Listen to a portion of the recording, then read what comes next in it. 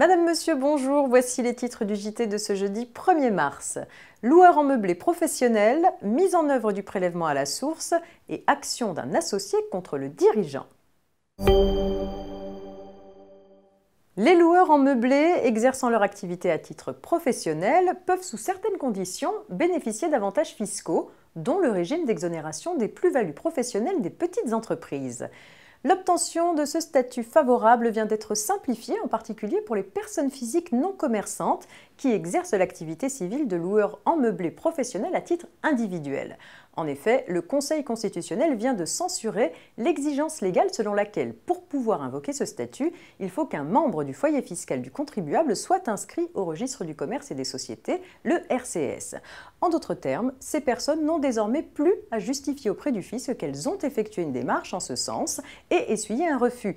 Cette décision prend effet à compter du 9 février 2018, date de sa publication au journal officiel.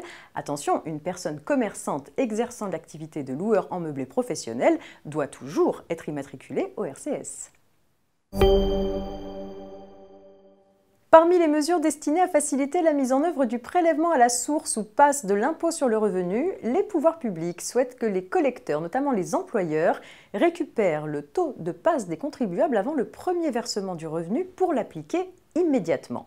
Le GIP-MDS s'est fait l'écho de la mise en place d'un service particulier pour des appels de taux réactifs à destination de l'administration fiscale, dénommé Topaz. Ce nouveau service applicatif est disponible sur net-entreprise.fr. L'objectif est de permettre aux employeurs de connaître le taux de PAS personnalisé d'un contribuable qu'ils vont embaucher et de leur éviter de recourir au taux neutre lors du versement de son premier salaire. L'employeur pourra solliciter Topaz à tout moment, indépendamment du rythme mensuel de la DSN, ce service étant néanmoins réservé à des demandes en nombre limité. Le GIP-MDS envisagerait une ouverture en service pilote en septembre 2018 et une mise en production en décembre 2018. Et c'est une petite histoire d'action d'un associé contre le dirigeant qui clôture ce JT. Lorsqu'un associé de SARL est victime d'un préjudice du fait du gérant, il peut engager à son encontre une action en responsabilité. Mais encore faut-il que ce préjudice soit distinct de celui de la société. Illustration. Deux associés constituent une SARL à égalité de parts. Durant la période de formation de la société, l'associé gérant achète un hélicoptère indispensable à l'activité, l'autre associé finance l'acquisition. Problème, l'hélicoptère ne correspond pas à l'activité et des travaux d'adaptation doivent être entrepris. La société reste clouée au sol durant plusieurs mois. L'associé qui a financé l'hélicoptère assigne le gérant en réparation de son préjudice personnel.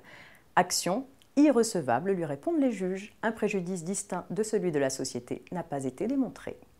C'est la fin de ce JT. Passez une très bonne journée, on se retrouve demain.